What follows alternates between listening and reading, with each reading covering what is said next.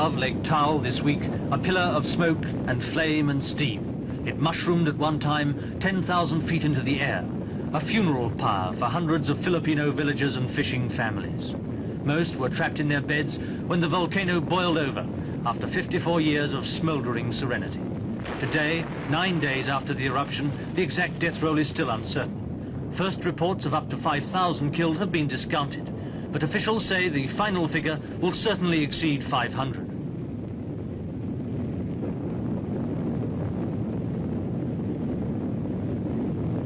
Its setting had become a tourist paradise. For half a century, it had lived down its sinister history, until last week. Taal Island now has become a desert, covered by some 9 inches of ash thrown up by the volcano, still rumbling 3 days after its first major explosion. The eruption of the volcano came as a complete surprise. Volcano experts have been over onto this island as shortly as 2 weeks before the explosion.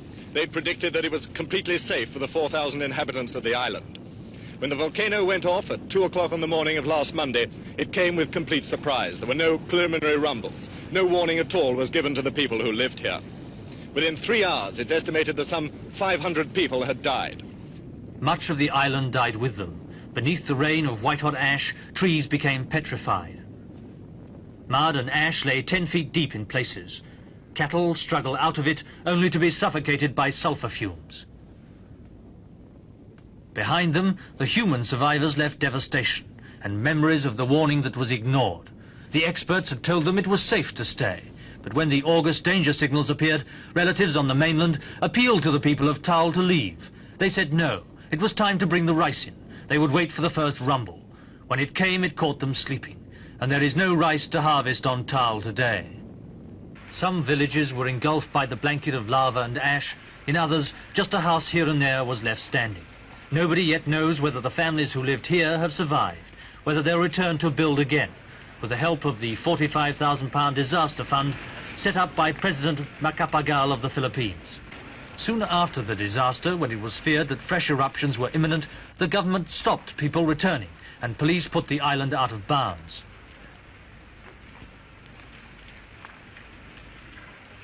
But some defied the order and the still smoking volcano, seeking to salvage what they could from their shattered homes. Among those who returned, Delfin Barrero. He's a fisherman with a wife and 10 children to keep on £3.10 a week.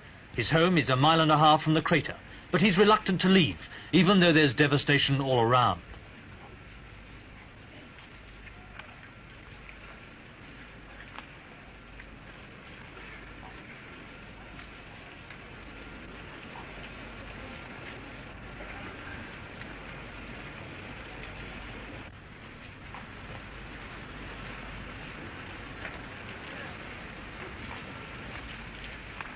Others were happier to get away from it all, even if some boatmen did cash in on the tragedy and demand £5 a head for the brief voyage to the mainland and safety.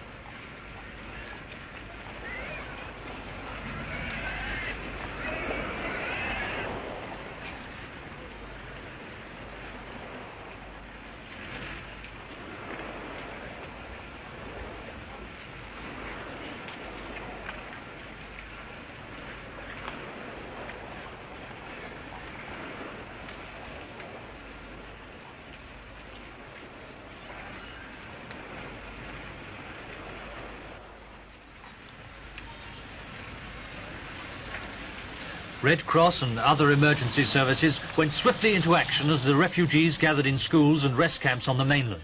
But this week came signs of unrest over the way the operation was being handled. The complaint, no real coordination of the various private and official efforts.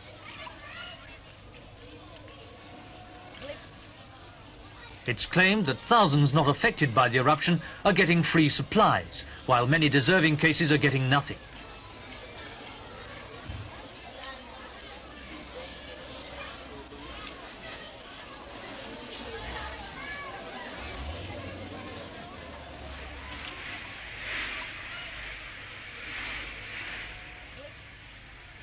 While some survivors waited patiently for their rations, others told their stories to Gerald Seymour.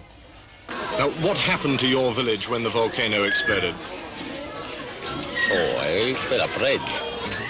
and I'm shouting very far, very loud. I say to my neighbor, wake up, there's the volcano erupted.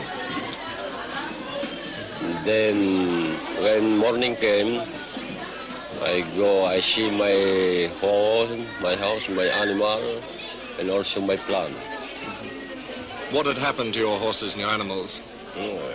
My animals are all died, and my plant they're destroyed. Now, what happened when you ran away from your house? Was there much mud falling, many rocks? Yes, sir. Like made of graba, then floods, then that mud, then rain. The thunder and lightning were our lungs during that time. How did you manage to leave the island? How? We ran and ran. Were many people killed in your village?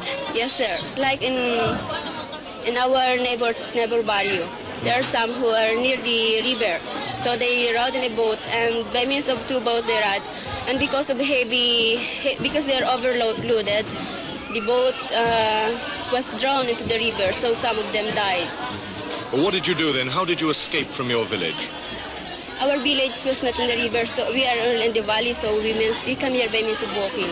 How far did you have to walk? Maybe 10 kilometers away. Do you think the volcano will erupt again?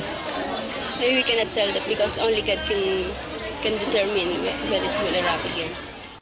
Only God can determine, says Consortia Mendoza. And until Providence decides the next move in their broken lives, the refugees wait in the schoolhouse at Taal with troops on hand to keep order.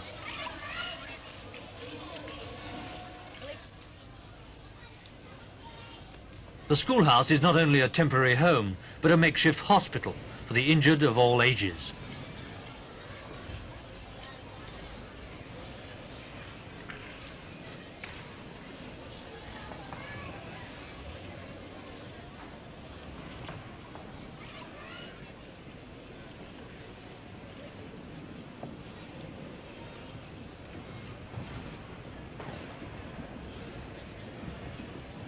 The children who were sleeping when Mount Taal exploded and were snatched to safety by their parents sleep on beside the lake. But these are the lucky ones. Many died in the frantic rush for the boats, and many more were injured. Dr. Garcia, what sort of injuries have you had to treat? Well, actually, most of them were burns incurred as a result of the throwing out of the hot lava emitting from the volcano. There were also injuries concomitant with the mud rush for safety. Those are the sorts of casualties that we have been treating. How does a volcano kill people? Well, in this particular case, I think the death was caused by suffocation. Of those who weren't suffocated, some have homes to go back to, others haven't. But one thing they have in common. They lived on a volcano, now they share the vacuum of life in a refugee camp. Because the Filipino volcano experts have proved unable to predict whether or not the Taal volcano will explode again, the authorities have taken the precaution of evacuating some 50,000 people from the shores of Lake Taal. These people at the moment are living in pretty grim conditions. Someday, however, they'll go back to the shores of Lake Taal. They'll go back to the island and again start cultivating the fields underneath the volcano, just as their grandfathers and grandmothers did 54 years ago after the first volcano on Taal Island erupted. It remains to be seen whether or not this latest volcano will exceed in death toll the performance of the one in 1911. On that occasion, 1,100 people died.